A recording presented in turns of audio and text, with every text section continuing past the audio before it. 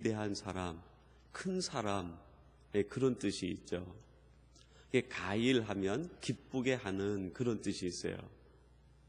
그래서 사람을 기쁘게 하는, 아버지를 기쁘게 하는, 신학적으로 표현한다고 하면 하나님을 기쁘게 하는, 또 우리의 가정적인 의미로 해석한다고 하면 가족들을 기쁘게 하는, 가정을 행복하게 만드는, 교회로 적용한다고 하면 그런 의미도 되겠죠. 교회를 행복하게 하는, 교회를 화목하게 하는, 또 그 이름의 뜻을 조금 의미 붙여 얘기한다고 하면 교회에 오래 기억에 남는 사람, 또 우리 자신에게 적용한다고 하면 우리 마음속에 좋은 기억으로 늘 머무는 사람, 어떤 어려운 상황이 딱 다가오면 이때 그 사람이 있었으면 하고 떠올려지는 그런 사람, 그런 사람이 아비가일, 그 이름이 가지고 있는 뜻이고, 오늘 우리가 함께 읽은 말씀 내용에도 보면 그 아비가일이 했던 하나의 행적이 기록이 되어 있습니다.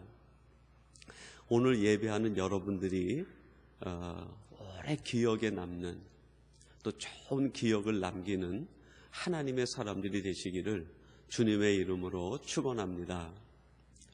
여러분, 얼마만큼 좋은 기억을 남겼으면 성경에까지 기록이 됐을까요? 하나님 마음에도 좋은 기억으로 남아있는 사람이 아비가일이었습니다. 사람에게만 좋은 기억으로 남았다 그랬다고 하면 성경에까지는 기록되지 않았을 겁니다. 그런데 하나님에게까지, 하나님의 나라를 완성하는데 좋은 기억을 남기고 역할을 했던 사람이 아비가일입니다. 여러분이 단순히 사람에게만 좋은 기억에 남는 사람이 아니라 하나님의 마음에, 하나님의 생각 속에 좋은 기억으로, 아름다운 기억으로 남는 사람이 돼서 하나님의 책에, 하나님의 마음에 늘 기억되는 그런 믿음의 사람들, 신앙인이 되시기를 주님의 이름으로 축원합니다. 여러분이 아비가일은 다윗에게 이제 그 자신의 생각을 쭉 얘기하면서 마지막 31절에 보면 끝구절에서 그렇게 얘기합니다. 나를 생각해 주시옵소서, 그렇게 얘기를 합니다. 31절 마지막에 보면 그렇게 얘기를 해요. 다만 여호와께서 내 주를 후대하신 때에 원컨대 내 주의 여종을 생각하소서, 그렇게 얘기합니다. 그러니까 다윗에게 지금 무엇인가 얘기를 막 한 다음에 아비가일이 자기가 평소에 가지고 있었던 생각, 그 소원, 소망을 얘기합니다. 저에게 소원이 하나 있습니다. 내 주 생각 속에 내가 남아 있었으면 좋겠습니다. 내가 늘 기억 속에 남아 있었으면 좋겠습니다. 그것이 아비가일의 소망이었어요. 여러분, 새해가 되면 그 사람들에게 이제 소망을 묻는, 소원을 묻는 그런 이제 그 여러 단체들의 이벤트들이 진행이 됩니다. 특히 방송국이나 그 사람들이 많이 보는 그 잡지, 근데 그런 데에 그런 조사를 해가지고 그것이 인터넷이나 또 책자를 통해서 소개가 됩니다. 당신의 새해 소망이 뭡니까? 당신이 원하는 게 뭡니까? 하고 물어보면 대부분 그 범위 내가 대부분 그런 것 같아요. 새해는 내가 부자가 되고 싶습니다.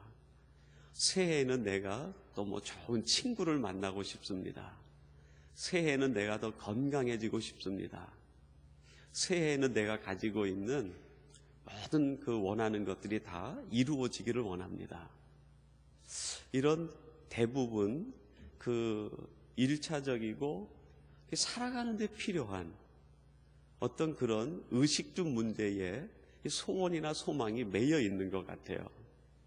그 대부분 조사 내용을 보면 그런 것들이 순위를 쫙 차지합니다. 예, 건강의 문제, 재물의 문제, 가정의 문제, 학업의 문제, 직장의 문제, 뭐 이런 것들이 뭐 1번부터 10번까지 거의 순서를 차지하는 것 같아요. 근데 이 아비가일은 아주 독특한 소망을 가지고 있었어요. 나는 기억에 남는 사람이 되고 싶다. 기억에 남는 사람이 되고 싶다. 다윗에게 나를 기억해 주세요, 그렇게 얘기를 했지만 아비가일이 원하는 그 참된 뜻은 나는 하나님에게 기억되는 사람이 되고 싶습니다. 그런 뜻 아니겠습니까? 여러분, 이런 소망을 가진 사람은 다른 사람을 바라볼 때에도 똑같은 소망을 기대하게 됩니다. 내가 하나님께 기억되기를 원합니다, 이런 소망을 가진 사람은 다른 사람을 볼 때에도 저 사람이 하나님께 기억되는 사람이 됐으면 좋겠다, 그 생각을 갖는 거예요. 내가 돈을 좀 많이 벌어야 되겠다, 이런 소망을 가진 사람은 다른 사람을 볼 때에도 그 사람도 똑같은 소망을 가지고 있는 것으로 생각을 해요. 저 사람도 돈을 많이 벌기를 원하겠지, 그렇게 생각을 하고 접근하고 얘기를 해요. 그리고 오직 그 관점으로만 그 사람을 이해하고 생각하려고 합니다. 또 이뻐지려고 하는 사람은 누구를 만나든지 그 미의 관점에서만 이해를 하는 거예요. 자신이 이뻐지려고 막 무던히 노력하는 사람은 다른 사람을 볼 때에도 이 사람도 이뻐지려고 노력하겠지라고 생각하고 얘기하다 보면 대화 주제가 늘 그거예요. 무슨 화장품 써보니까 얼굴에 피부가 좋아지고 주름도 없어지고 뭐 어디 사이트에 가니까 이뻐지는 비결이 쫙 기록되어 있더라, 뭐 이런 거. 대화 주제가 늘 그런 거죠. 근데 이 아비가일은 자기가 가지고 있는 소망이 하나님께 기억되고 싶다, 그것이 본인이 가지고 있는 소망이었어요. 그러다 보니까 다른 사람을 볼 때에도 같은 소망을 가지고 있는 사람으로 보게 되고, 어떻게 하면 이 사람이 그렇게 기억에 남는 사람이 될 수 있을까, 그걸 생각하게 되는,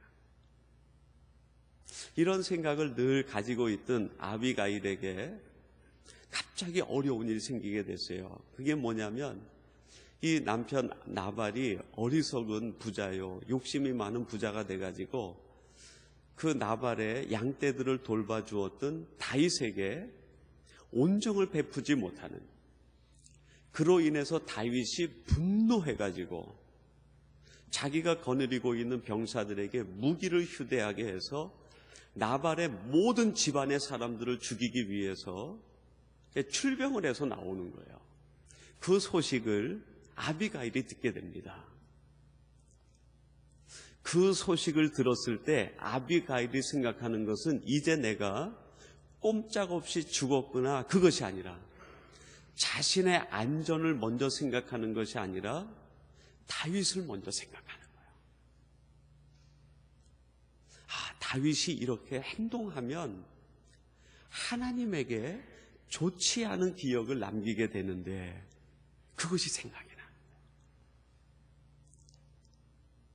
여러분, 얼마나 아름다운 그 생각입니까? 누군가가 무슨 일을 이렇게 했을 때 그 일을 보고 나쁘다 좋다 거기에 대해서 흑백을 가리고 시시비비를 가리는 것이 아니라, 이렇게 했을 때 이 사람이 하나님 앞에 어떤 기억으로 남을까, 하나님 앞에 어떻게 해석이 될까, 그게 걱정이 되는 거예요. 그래서 서둘러서 음식을 만들고 하인에게 준비를 시켜가지고 그 다윗을 향해 내려갑니다. 그리고 다윗을 만나가지고 다윗에게 지금 일어난 이 상황 전체를 갖다가 해석을 해주는 거예요. 그러니까 지금 아비가일은 지금 일어난 상황을 무슨 관점으로 해석하는 거예요?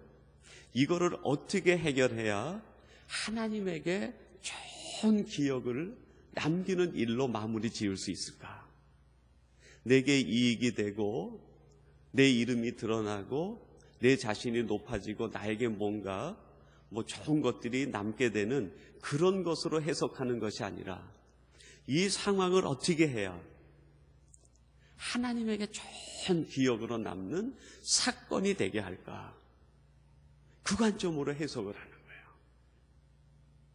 여러분, 우리들에게도 이러한 유사한 일들이 생길 때가 있습니다. 대인관계 속에서, 또 우리가 살아가는 삶의 의식주 문제로, 또 때때로 여러 가지 일들로 우리의 가정과 내 개인적인 일에 이런 상황들이, 사건들이 일어날 때가 있어요. 그럴 때 그 사건을 접근하는, 해석하는 그 관점이 참 중요한데, 이런 관점이 필요한 거죠. 하나님이 사건을 어떻게 해석을 하고 어떻게 해결을 지어야 하나님의 영광을 받으시고 참 잘했다 할 만큼 하나님의 기억에 남는 사건이 될 수 있겠습니까? 그걸 묻는 거죠. 여러분, 그 요한복음 6장에 보면 그 오병이어 그 기적 사건 이야기가 나옵니다. 예수님께서 5,000명 이상 되는 무리들에게 이렇게 말씀을 전하다 보니까 해가 져버린 거예요. 이미 식사 때가 지나서 거기에 모여있는 사람들이 전부 시장해진 거예요. 이제 주님께서 이들에게 뭔가 먹을 걸 주어야 되겠는데 제자들에게 이 상황과 사건을 어떻게 해석하는지 제자들이 해석하는 능력을 보고 싶었던 거예요. 제자들을 불러 모읍니다. 그리고 그들에게 뭐라고 얘기합니까? 숙제를 던지는 거예요. 문제를 던지고 사건을 던지는 거죠. 아주 풀기 어려운 상황을 그들에게 던져줍니다. 너희들이 한번 이 사람들에게 먹을 거를 제공해 줘 보아라. 문제를 풀어 보아라. 숙제를 주신 거죠. 그랬더니 제자들이 그 문제를 풀려고 하는데 풀리지가 않아요. 왜 그렇습니까? 접근하는 방법이 달랐기 때문에 그래요. 이 사건을 통해서 하나님이 어떤 영광을 받으시기 원할까? 이 사건을 통해서 하나님이 무엇이 기억되기를 원할까? 이런 관점으로 보았다고 하면 이 사건을 통해서 하나님의 능력이 나타나고, 이 사건을 통해서 예수님이 높임을 받으시고, 이 사건을 통해서 예수님이 하나님의 아들 메시아임이 드러나고 자신들의 믿음이 자라게 되는 그런 것으로 해석되기를 원한다는 걸 알았으면 아마 접근하는 방식이나 관점이 달랐을 거예요. 근데 자신들이 가지고 있는 방법으로 계산해 내니까 풀리지가 않는 거예요. 그때 안드레가 그 떡 5개와 물고기 2마리를 가지고 주님, 이것이 무슨 소용이 있겠습니까? 라고 주님께 내었을 때 주님은 그 사건을 어떻게 해석합니까? 이 사건을 통해서 모든 사람들에게 기억에 남는 사건이 되게 하겠다. 하나님에게도 기억이 돼서 성경에 기록될 만한 사건이 되게 하겠다. 예수님이 그 사건을 보시는 관점은 그것 아니었겠어요?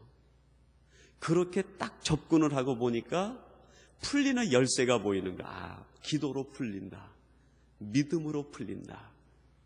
작은 것이지만 거기에 믿음을 갖고 기도하면 이 사건은 하나님 나라에 기록되는 사건이 된다. 그렇게 해석을 해 들어가면 이거는 유대인의 모든 사람들에게 기적 같은 사건으로 기억에 남 것이다. 그렇게 하면 제자들이 평생 잊지 못할 예수님이 하나님의 아들이심을 드러낸 사건으로 기억에 남을 것이다. 주님께서 그 작은 것을 가지고 축사하시고 떼어 나눠 주라 할 때 5,000명이 먹고 12광주리가 남는 이 기적이 베풀어진 거죠. 똑같은 사건인데 그 사건을 접근하는 관점이 달라짐에 따라서 방법이 보이고 그 해석이 되어지고 거기서 문제가 풀리기 시작한다.